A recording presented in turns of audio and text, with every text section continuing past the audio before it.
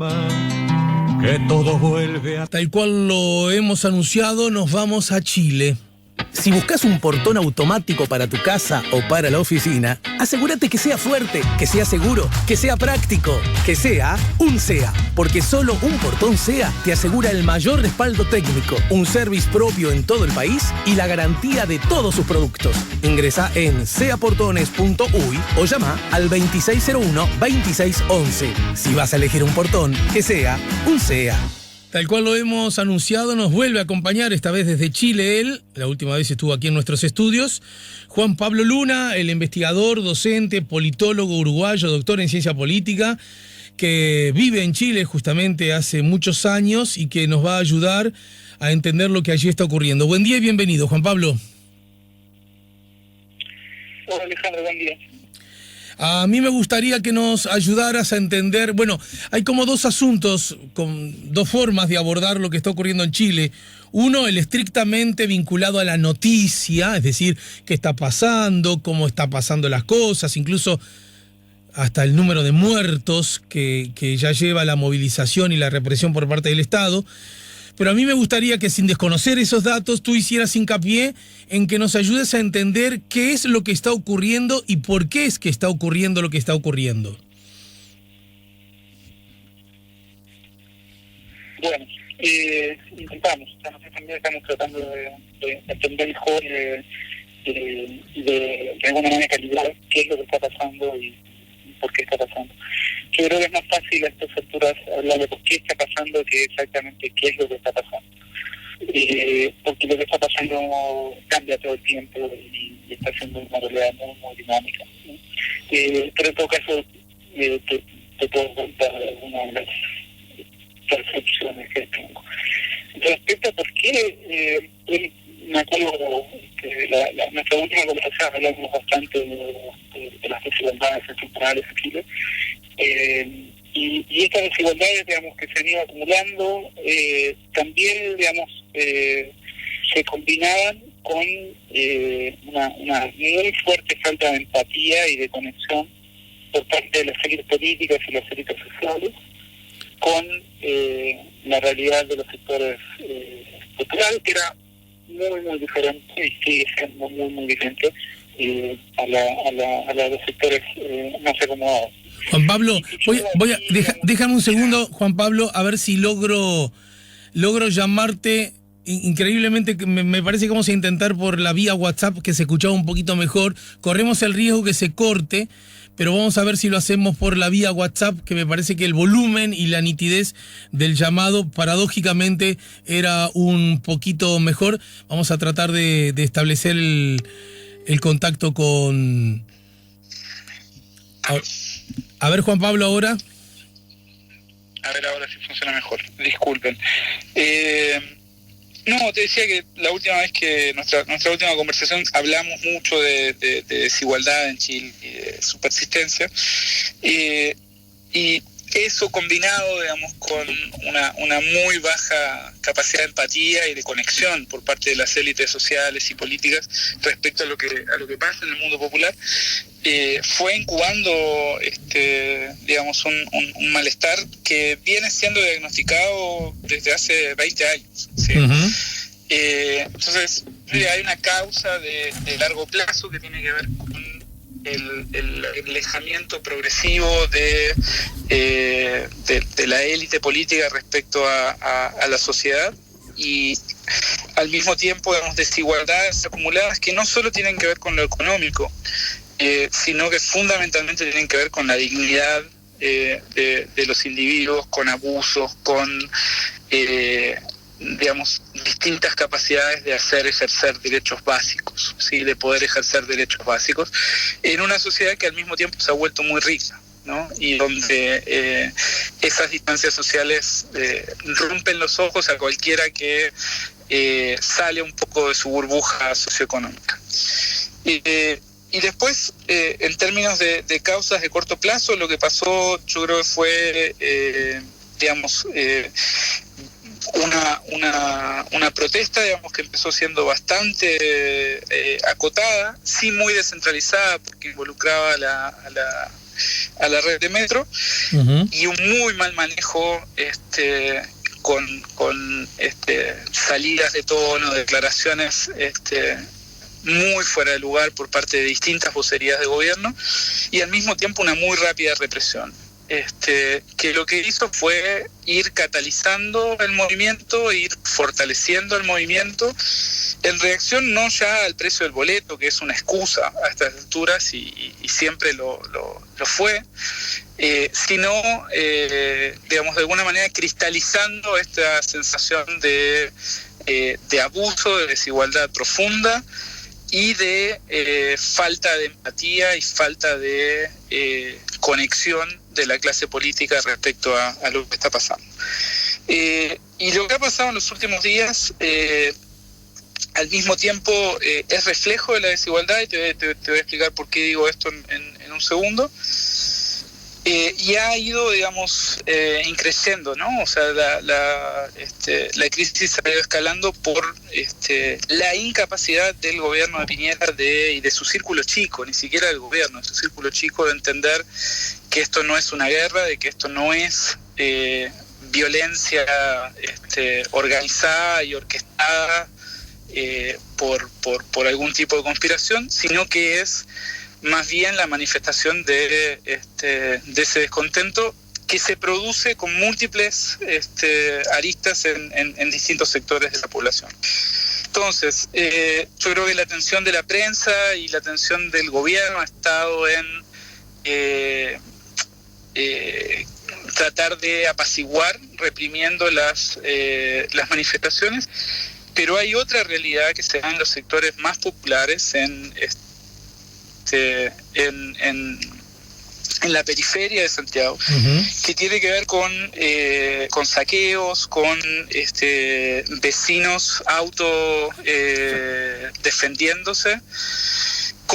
Hay, por ejemplo, digamos, yo tengo un ejemplo cercano, digamos, de una persona que me dijo, mira, yo ayer estuve hasta las 4 de la mañana con palos, claro, defendiendo mi casa con mis vecinos y las casas de sus vecinos, y vino Carabineros y nos dijo que no podían, que no daban abasto y que por favor nos defendiéramos solos, ¿no? Entonces,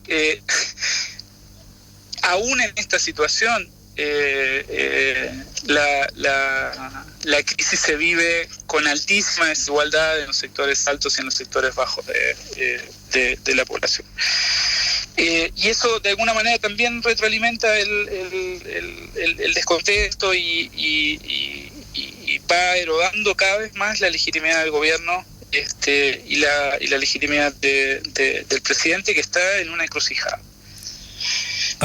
Hoy convocó a los partidos políticos a un diálogo. No está claro, digamos, qué partidos políticos van finalmente a acceder. Y ahí también, digamos, hay probablemente, digamos, bastante chicaneo, miradas muy de corto plazo, digamos, posiciones muy legítimas respecto a la violación de derechos humanos, que el énfasis represivo está obviamente generando e incrementando. Y en ese sentido yo creo que a Piñera le queda muy poco tiempo para poder salir razonablemente bien parado de esta situación, que para mí la única salida posible es un gobierno de unidad popular que cambie radicalmente, que frague un nuevo pacto social, ¿sí? Pero con Piñera al frente de ese pacto. No, aún si eso ocurre, yo creo que el gobierno de Piñera está terminado. Puede continuar siendo presidente 2 años más, pero en una situación de una precariedad absoluta, porque, digamos, simbólicamente y políticamente este gobierno está agotado. Juan Pablo, cuando tú estuviste aquí, yo recuerdo, tal como lo señalabas ahora, que una de las cosas sobre las cuales hiciste hincapié, es muy brutal lo que dijiste, porque vos lo dijiste, por supuesto, sin que estos hechos empezaran a ocurrir en esta magnitud, ¿verdad? Y a los pocos días se produjeron los estallidos. Pero yo recuerdo que vos señalaste esa falta de conexión como una forma de la práctica política en manos de las élites, pero que incluso no solo tenía que ver con el partido de gobierno de centro-derecha, sino que afectaba también a lo que podríamos llamar la centro-izquierda, la oposición. Algo así como la política es cosa nuestra y la gente, las grandes mayorías populares, al margen de... ¿Por qué hago este comentario? Porque la pregunta es, ¿puede adjetivarse esta fragilidad, esta desconexión, este desencuentro al gobierno de Piñera o al sistema político chileno en general? No, claramente esto es un problema del sistema político y se manifiesta en el hecho de que Piñera no tiene con quién negociar. O sea, claro. Llamar a los partidos a la moneda es un gesto simbólico, es importante. Obviamente hay una coalición legislativa que tiene que avanzar con ciertas reformas, pero el problema, digamos, que tiene todo el sistema político es que no pueden controlar lo que está pasando hoy en la sociedad, y no lo pueden controlar porque están desconectados, porque no tienen organización social que sostenga su legitimidad y que articule su legitimidad y que los pongan en una situación de poder ser voceros de las mayorías sociales. Y eso es transversal incluso a los sectores, no solo de la centroizquierda, sino también a muchos de los liderazgos del Frente Amplio y del movimiento estudiantil, que tienen un liderazgo en sectores juveniles que han sido muy importantes en las manifestaciones de estos días, pero que si vos te vas a los sectores populares, los sectores más marginales, son vistos como muy parecidos y tan desconectados como sectores de derecha. Esto no es un problema de izquierdas y derechas, es un problema de una clase política que vive en una burbuja socioeconómica y que perdió conexión con el resto de la sociedad. Y de ahí deriva, digamos, gran parte de la situación en la que estamos transitando hoy. Ahora, entonces, Juan Pablo, de Chile, lo estoy jugando contigo, sabedor de que me entendés mi complicidad. De Chile, nos vendieron espejitos de colores. No era que estaba todo bien, no era que cada vez había menos pobres, no era que era un país cada vez más moderno, cada vez más de cara al mundo, que había logrado, aún con sus dificultades, lograr que de la fiesta material de la vida en alguna manera llegara a todos. Sí, yo creo que en ese sentido nos vendieron y compramos, y creo que también ahí hay,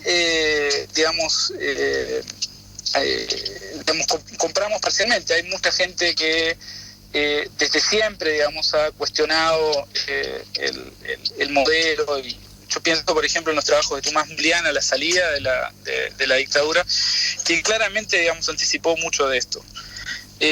Norbert Lechner, Katia Araujo, en términos recientes, han puesto sobre la mesa una visión muy diferente del Chile contemporáneo. Yo creo que esa visión, digamos, que vos planteabas, digamos, como los espejitos de colores, también tienen que ver con un paradigma que es muy fuerte en la economía, digamos, y en la disciplina de la economía, y que pesa mucho a gente, digamos, que enfatiza únicamente, digamos, y principalmente el crecimiento económico, y el crecimiento económico, digamos, con independientemente del rostro humano que ese crecimiento económico tenga, ¿sí? Entonces, yo diría la visión, digamos, que muchas veces se difunde de Chile tiene que ver con también la primacía de la economía y de esa visión dentro de la economía que le da una prioridad fundamental al crecimiento, y no tanto, digamos, a la sustentabilidad social de ese crecimiento, a el bienestar que está por detrás de ese crecimiento. Y no estoy hablando de bienestar material, estoy hablando justamente de material, de bienestar en términos sociales, en términos del tipo de sociedad que estamos construyendo. Uh-huh.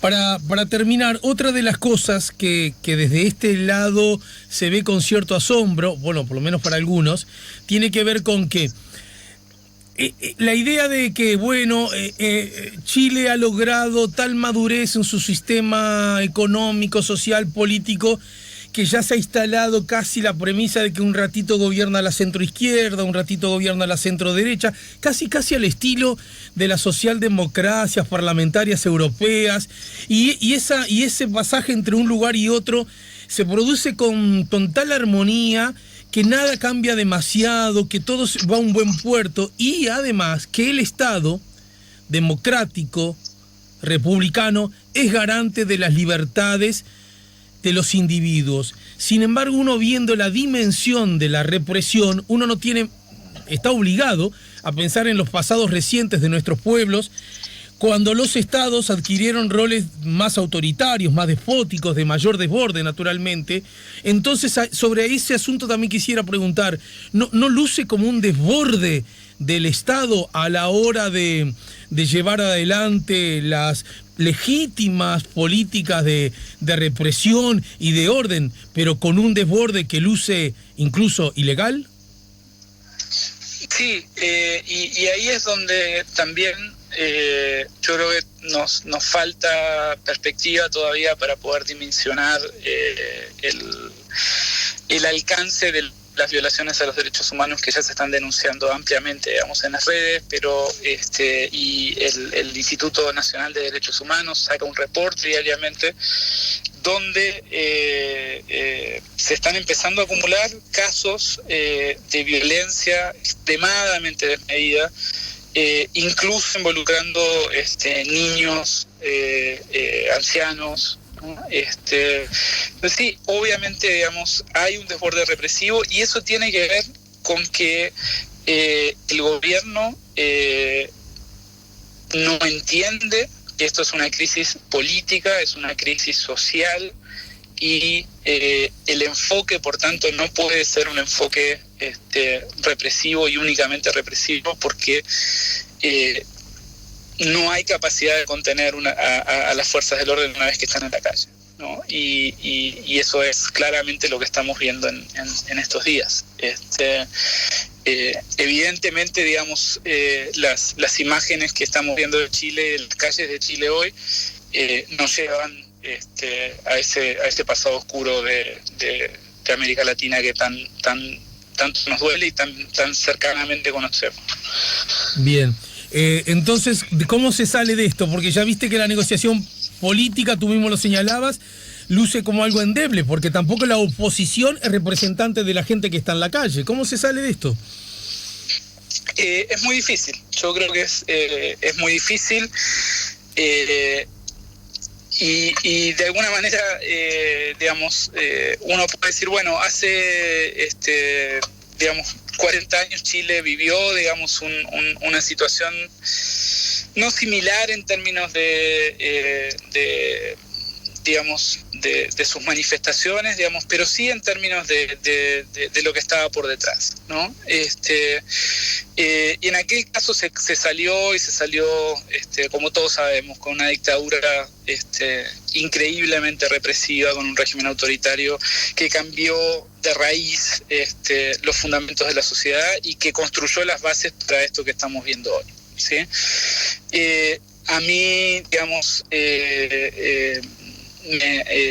digamos, obviamente me parece que esa no es la forma de salir. Hay alguna gente que ya está empezando a pensar en alternativas de mano dura. Yo creo que Chile hoy, y pensándolo en términos positivos, tiene la oportunidad de procesar una solución diferente, una solución que realmente aproveche esta oportunidad para construir un nuevo pacto social. Y ese nuevo pacto social tiene que ser, por sobre todas las cosas, un pacto social democrático, pero también tiene que incorporar componentes de significativa redistribución, no solo de los ingresos, sino de los derechos más básicos de la población. el punto es que el tiempo para fraguar una salida como esa se está agotando, y mi impresión es que el gobierno está haciendo todo lo contrario a lo que necesita hacer para poder propiciar una salida de ese tipo. Y la oposición también, muy honestamente, ha estado muy ambigua, bastante dubitativa en términos de aprovechar esta crisis y transformarla en la oportunidad de realmente generar cambios estructurales en Chile. Ojalá ese sea, digamos, el tono de los próximos días, pero es muy difícil saber. Bueno, muchas gracias, Juan Pablo. En noviembre vas a estar por Montevideo y tendremos oportunidad de charlar más largo y más tendido. Dale, un abrazo grande y saludos a todos por ahí. Gracias por la gentileza. Juan Pablo Luna, el doctor en Ciencia Política de la Universidad de Carolina del Norte, radicado de Estados Unidos, radicado en Chile hace decenas de años. Allí desarrolla su actividad como docente, investigador. Nos ha ayudado a poner la mañana en camino. Si buscas un portón automático para tu casa o para la oficina, asegúrate que sea fuerte, que sea seguro, que sea práctico, que sea un SEA. Porque solo un portón SEA te asegura el mayor respaldo técnico, un service propio en todo el país y la garantía de todos sus productos. Ingresa en seaportones.uy o llama al 2601-2611. Si vas a elegir un portón, que sea un SEA.